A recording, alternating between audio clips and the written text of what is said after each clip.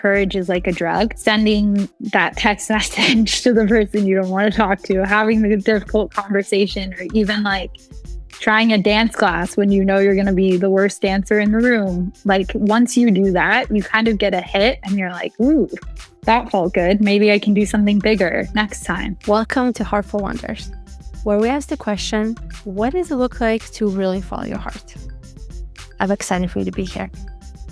Today we have Jessica Leiden with us, or with me, and I'm so excited to have you on the podcast, Jessica, because you are somebody who I've known for a few years now and have consistently seen and heard how you follow your heart. And that's what this podcast is all about, is all things heart.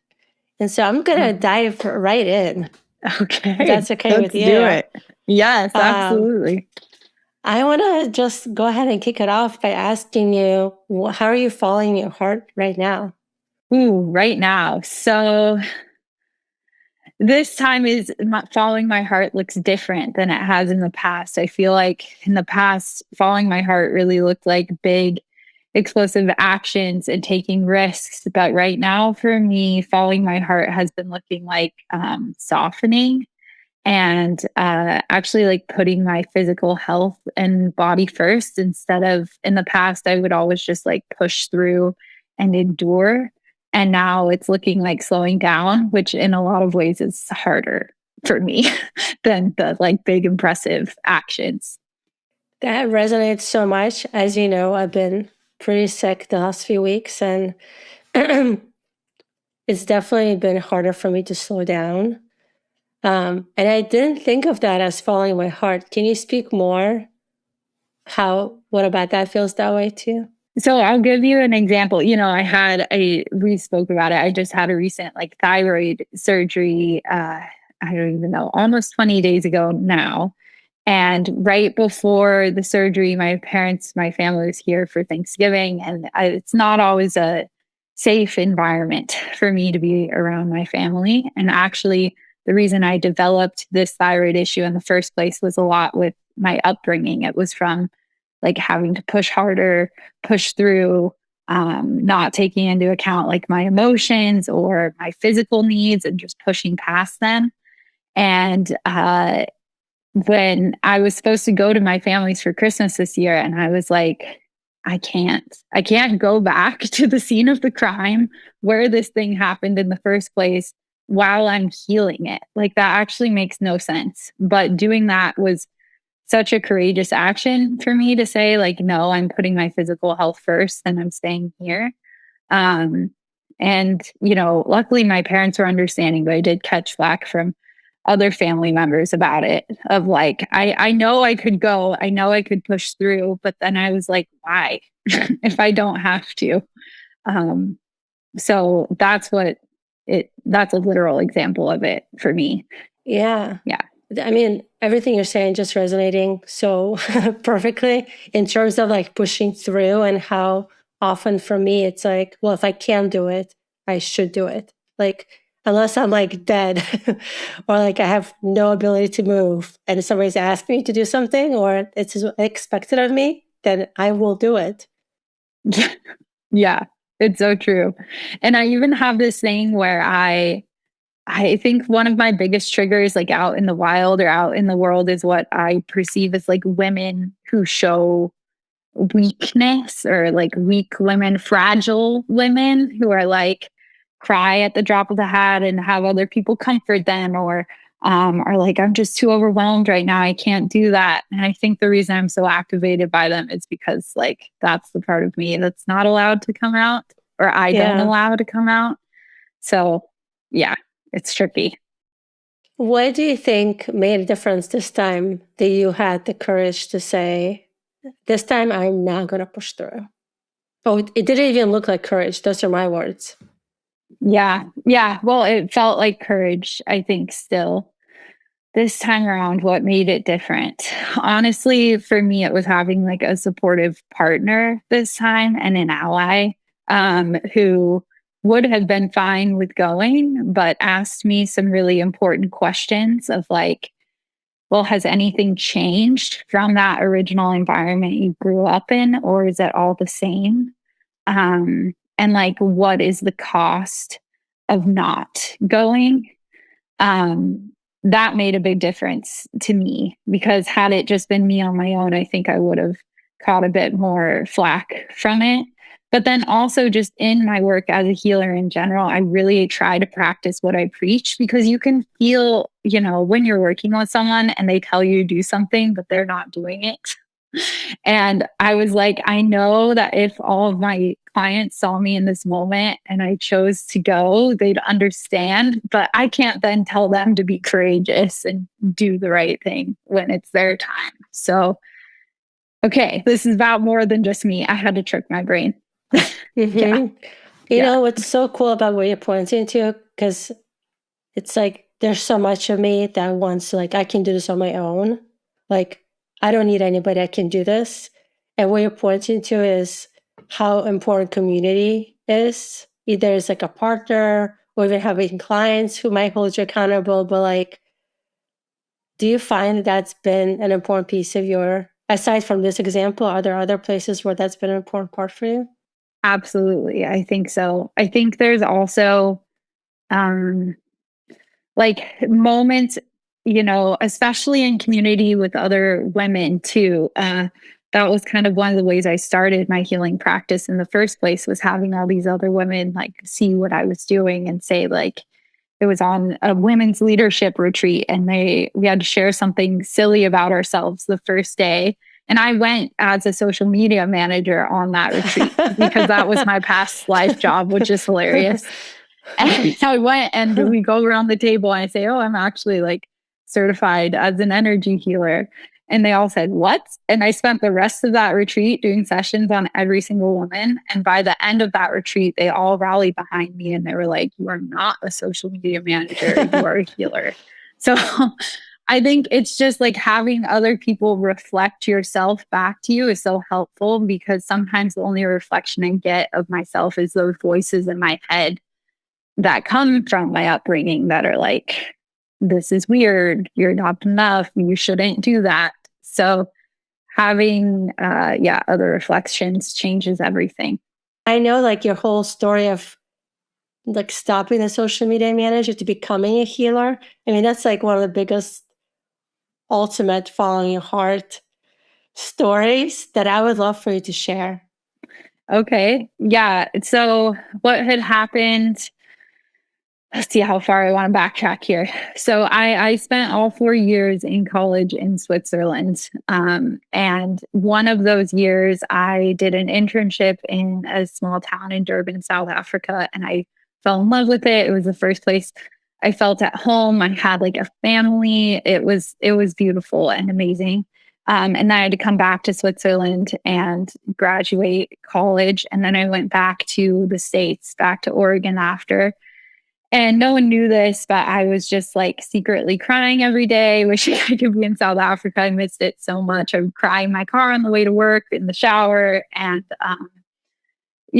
all of a sudden my body started physically rebelling against me. So I started getting really sick. I had bronchitis every single month for 6 months straight. Um, and I saw 11 different doctors, and no one could tell me why it was happening. They were just like, "You just have to suffer through, take these meds." And that wasn't working for me. So finally, I'd had enough, and I was like, "Fine, I'll see this woo woo healer lady. She's probably not going to do anything, but I guess I'll try." And she was like, without knowing me or anything about me at all, she said, "Your body misses a place so much, it's making you physically sick. Does South Africa mean anything to you?" And I just started crying.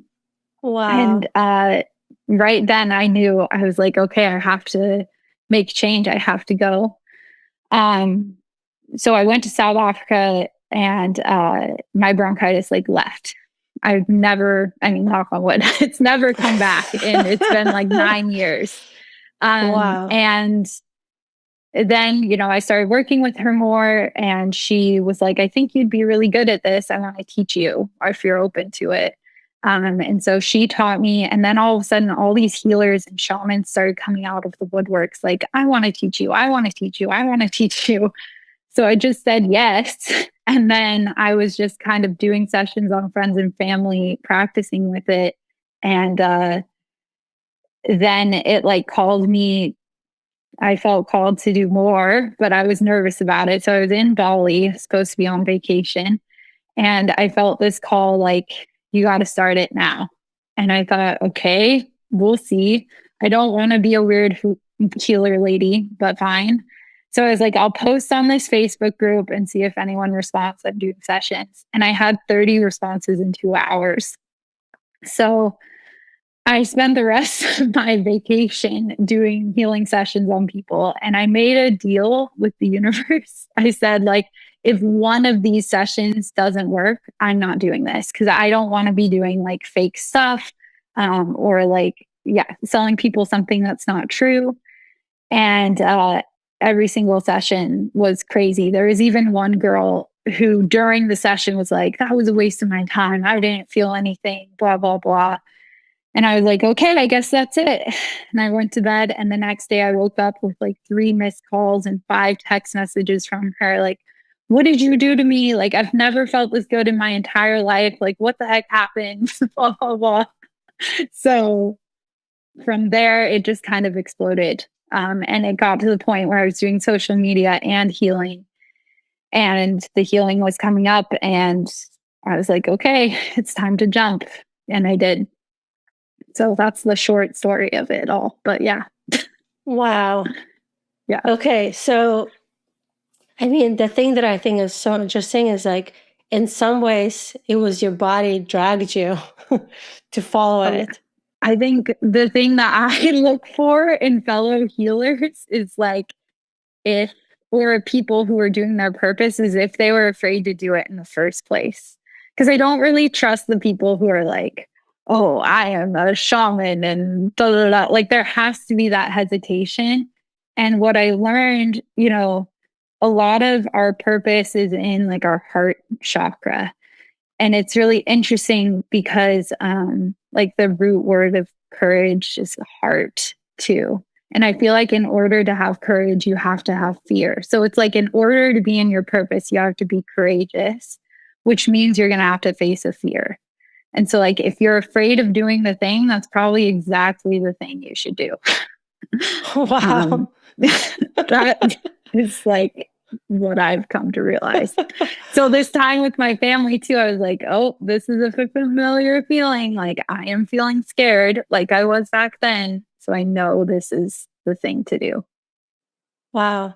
And is that something you like constantly come back to? Like that familiar feeling as almost like a guide? Yes. Yeah. When it comes up, I know the type of fear that it is. I know it's kind of like a dang it moment of like, I'm afraid and I know this fear. And I know that I'm going to have to go through it and I'm going to do it. But with me, I don't know. I don't know if everyone has this, but I I guess it's me going against my physical body because if I don't do that, I get sick. Like example, the bronchitis was for me not following my heart. And then so it's kind of like a threat. Like you will do this or you're going to get so sick until you have to do this. So Yeah. what do you want to do? Type of thing. Do you find that that's the case with most people? That there's some body ailment that ends up happening? Yes. Yeah. 100%. There's, I have clients who I see it a lot in like if you need to leave your job or your relationship or something. Like I have clients whose bodies will literally stop allowing them to breathe, like physically breathe until they shift something.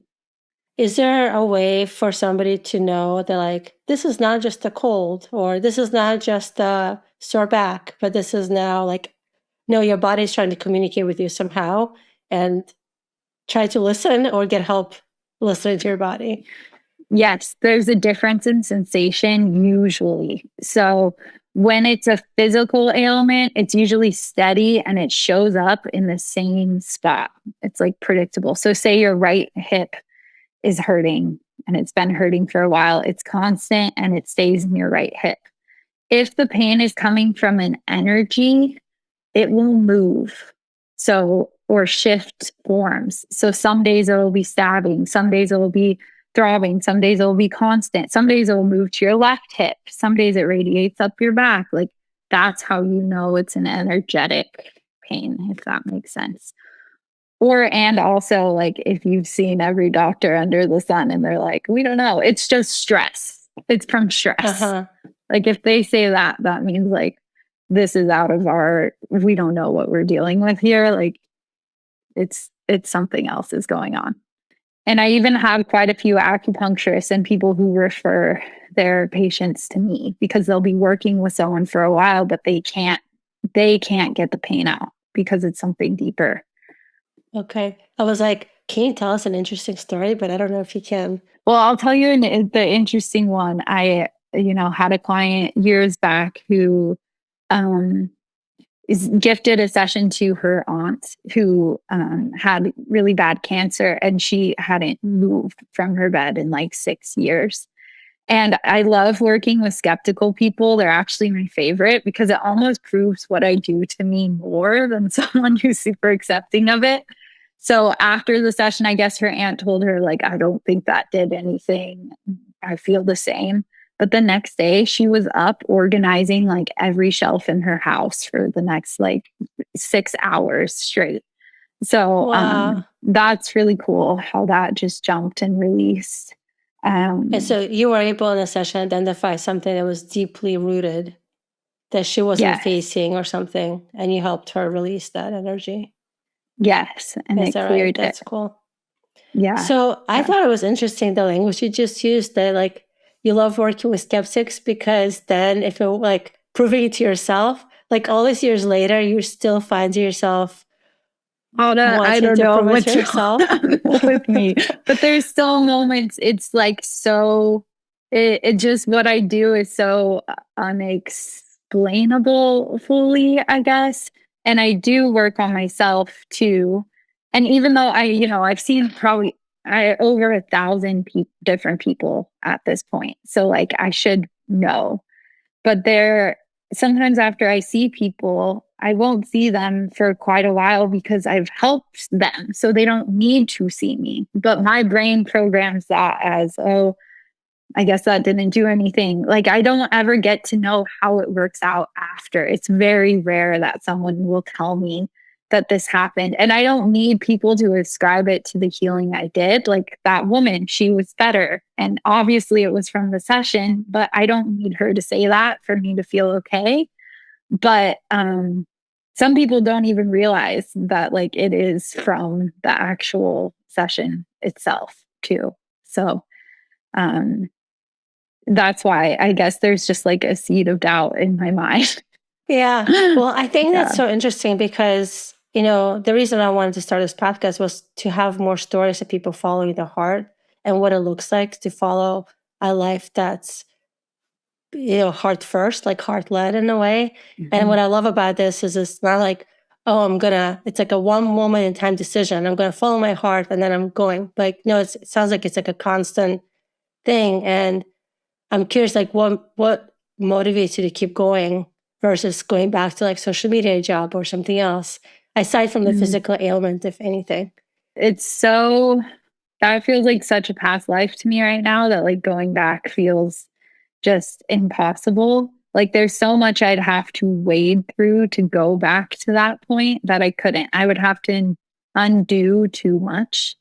Um I think there's got to be some sort of scientific study of this, but I think there must be a dopamine hit or something you get from like being courageous because I always say like courage is like a drug. So if there are people who are having a hard time, doing following their heart or doing something courageous in their everyday life, I'll tell them to do something small, courageous. So that could be as simple as like sending that text message to the person you don't want to talk to, having the difficult conversation, or even like trying a dance class when you know you're going to be the worst dancer in the room. Like once you do that, you kind of get a hit and you're like, ooh, that felt good. Maybe I can do something bigger next time. I think also I have I have cautionary tales in my life and my past too of like, this is what not following your heart looked like for you.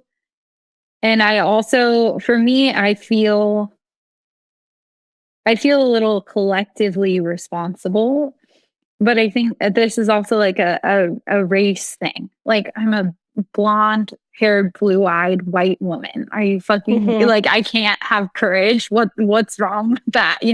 And I see that in my upbringing and I will absolutely not be a part of that. Like so I think I do that on purpose too, to be different because I see how much harm that has caused everyone in the world. And no, absolutely not. That stops with me. Yeah. Yeah, I love that. Um, well, that actually brings up the other piece that I wanted to touch on is like, so often when you and I chat, we've talked about like, oh, other women experiencing this too. And it just seems like, well, I'm curious from your perspective if you experience women following their heart as different when men or masculine energy following its heart. Is there a difference at all? Or I think it causes more ripple effect when a woman follows her heart than when a man does, actually. I think ooh, it say ripples more out about that. more. Okay, so if we talk about masculine and feminine energy, this is different. And you don't have to gender them, but the feminine energy, divine feminine energy is known as being, masculine is known as doing, whatever. But actually, ideally, the feminine energy goes first. The feminine energy is the one that actually is the leader, the one that's supposed to say, like, hey, I have this idea.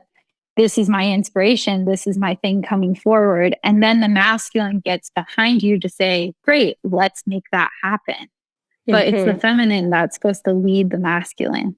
And so when women follow their hearts, I think it actually like causes this domino effect where other people get behind it. And it's kind of like working a miracle too, because again, being a woman in this world is pretty difficult right now. And when you defy what was told to be possible, other women see that it's possible too. And so it Hmm. just like creates kind of a collective effect, I think. As you were saying that, I can actually feel my stomach relax.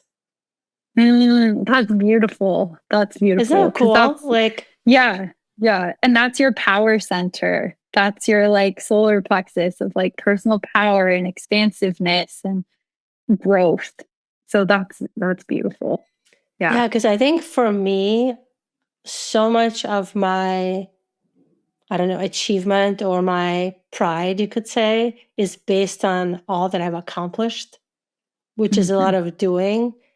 And for me, it's like I'm going to be the person who stays the longest or, work more hours than anybody else or like set the example, like things like that. Like that used to be the old way, and I've been over the last few years, as you know, like I've been much more like slowing down, focused, like prioritizing creativity and like being courageous about doing smaller creative things first.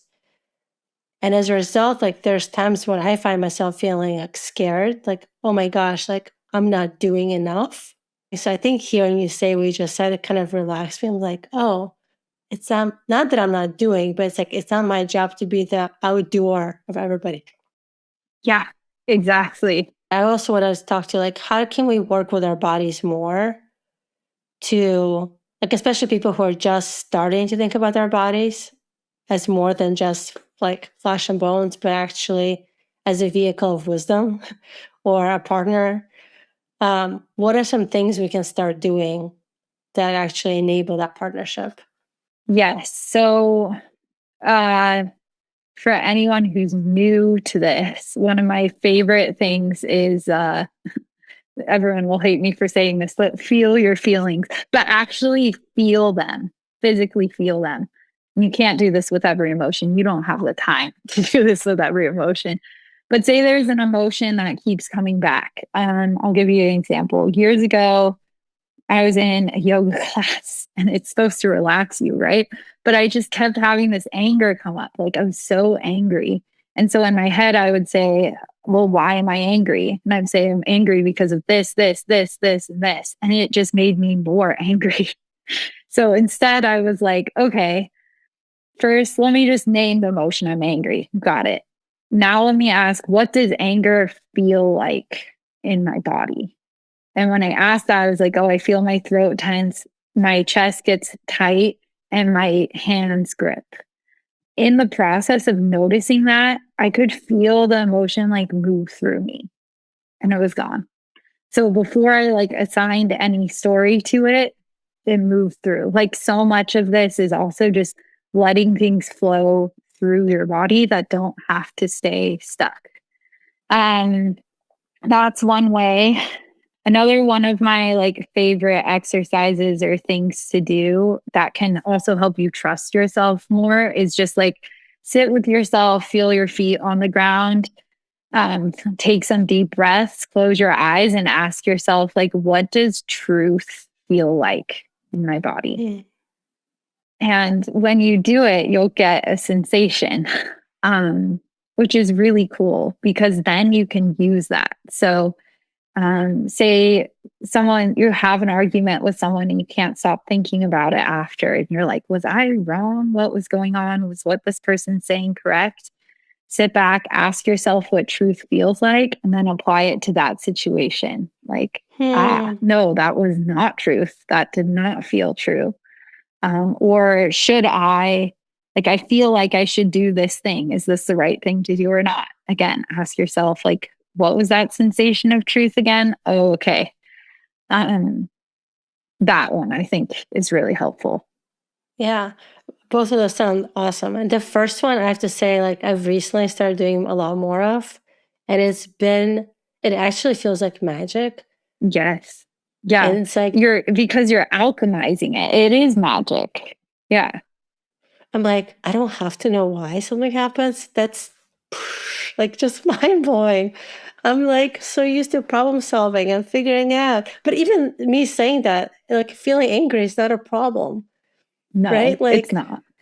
yeah, And that's where you have to toe the line of like, yeah, both healing out there. Like if you're in the wrong situation and you're just like doing the yoga classes or the healing sessions to keep you in that same situation, like that's not good healing. That's not ethical healing. Like let yourself feel it. Not to say that, oh, anger is bad or I need this to get out of me as fast as possible. But like when you do it, something happens. It opens something in you.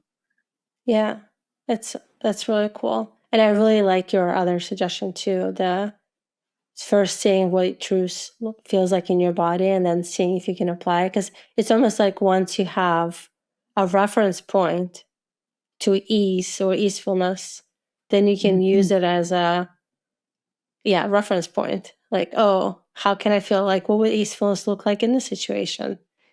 And let's Yeah, I see. love that. And also, I just want to give the caveat like, for anyone who has a hard time physically feeling things in your body, I get that. Like, my gift is physically feeling things. So when I connect to someone in a session, like, I feel what they're feeling. So if they have a headache, I get a headache for an hour. If they have a stomach ache, I get it until we release it and let it go. But other people have other gifts. So when you ask yourself what truth feels like, it might not be what does truth feel like. It might be what does truth look like in my body. Like some people might get a visual. So just like, trust whatever comes up and don't judge it. Like you might not get a feeling, but you might get a visual. Some people are even like they can smell things, which is a very weird Seriously? sensation to experience. Yes. So maybe for someone, truth smells like fresh cut grass. I don't know, you know? Wow. Yeah. Okay, so it sounds like when somebody's close their eyes and kind of sits with their body to find out like what is truth, like what is truth for me, really keeping it at that level as opposed to what does it feel like, because it might not be a feeling, it might be a visual, it might be a smell, or maybe a sound. I don't know. We don't know. Yeah. Could be You could anything. still use feel like, and your body will Okay. populate Oh, it with feel like anything. okay. But yeah, it could be a sound too. Yeah. So the other thing you spoke to was the how supportive your partner is. Mhm. And Yeah. also how important it was to have the community to reflect back to you. And then as a female, to have as a feminine energy leading, having a collaborator who aligns with the energy, who can actually achieve, like do the things. Do you have any thoughts on like attracting that right collaborator, the right partner, or the right? What I've noticed, especially in finding this partner, and whether it's like a romantic partner or a business partner, I think you have to get to the point of, I don't know how to say this without cussing, like taking no shit. Yeah. A point of like zero tolerance.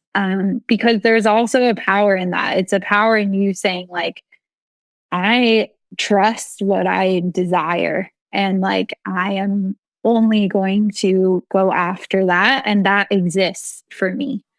Um, Mm. I got to the point where I was like, I don't even know if what I want truly does exist, but I certainly know what I don't want exists, and I don't want to live in that. So Wow. I don't care. Like, I'm just gonna keep saying no, no, no. For me, dating was always the best right after a breakup because that's when I was at my most unapologetic for saying no. Mm-hmm. Um, and that's what, when people ask me, what's your top tip for manifesting? I'd always say saying no, which no one loves to hear, but it's true. And there's a quote out there, I don't know who said it, but someone said once that no just stands for new opportunities. So Huh, like I love NO. it. So I Uh-huh. like that. So you're kind of like you'll receive what you accept in a partner, basically. And I don't, there's not a fast track for it. Like I deeply know the wanting of like desiring a partner or even like a business partner or something and not having that anyone meet you there. Like it's hard to hold Mm-hmm. that wanting without having someone to fill the space. So you have to hold grief too. It's everything. Yeah. So interesting because it's almost like following your heart also means saying no. It's like it doesn't necessarily mean saying Yeah. yes. It actually means saying no to many Yeah. things until you find a yes, the new Exactly. That opportunity. actually, yeah. Yeah. Thank you for putting it that way. That makes so much sense because I look back to all the moments I have followed my heart, and I would say 85% of them were me saying no, of my biggest moments. Wow. Like saying no to my family for Christmas this year. That's not my biggest moment, but that was a Yeah. no. Yeah. So, ending my first marriage, that was a no. So, yeah, following your heart can definitely be saying no. I'm curious. I'm I imagine that many of the people who are going to be listening to podcasts are going to be some in some sort of business or corporate environment or maybe entrepreneurs. Um, I'm curious, like within the business setting, what do you think following your heart looks like? For me, and this is by an author, her name's Peter Kelly, but she poses this question of if I didn't know what it was supposed to look like, how would I do it? Like, if you want more peace in your life, it doesn't necessarily mean you need more money to have more peace. Like, how do you create peace in the environment now? And I Mm-hmm. have, I work with a lot of social justice um, organizations as well. And it's funny because a lot of them are trying to create justice in very unjust ways. Like, how just are you with your body? How you're treating your body right now, like working 14-hour days and like maybe eating two snacks, that's inhumane. And you're trying to like make the world better, that's not going to work. So, like, you have to start with yourself first. That Yeah. is like so. I don't know. I just like what you just said felt to me like almost like throwing cold water on Yeah. myself because I think in many ways like starting Marco Polo to help people feel close, but without me working on myself first and me feeling close to myself. In some ways, that was a shady foundation. Like, and I'm working on undoing it and putting in a new foundation that's sturdier. But it's like, oh shoot, what she's saying. You're like holding up a mirror to me, so I'm like taking note. Well, but it's also not like I used to think I had to be perfectly 100% healed before I could step in and like Yeah. help other people, but that's not true either. Like I'm Hmm. healing right alongside everyone else. So you don't have to be perfect, but yeah, Yeah. At make least sure working on your it. goals align. Exactly. Yeah. And how are you applying that to your business now? Like, how are you applying the like heart-led approach to what you're up to?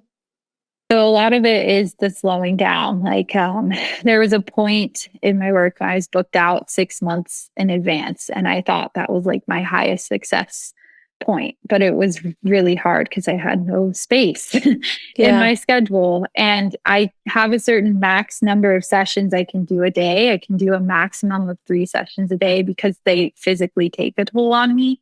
Yeah. If I do 4 sessions in a day, I'm on the couch and I can't move for 4 days and I'm like puking every time. I just Wow. can't. I've like reached capacity.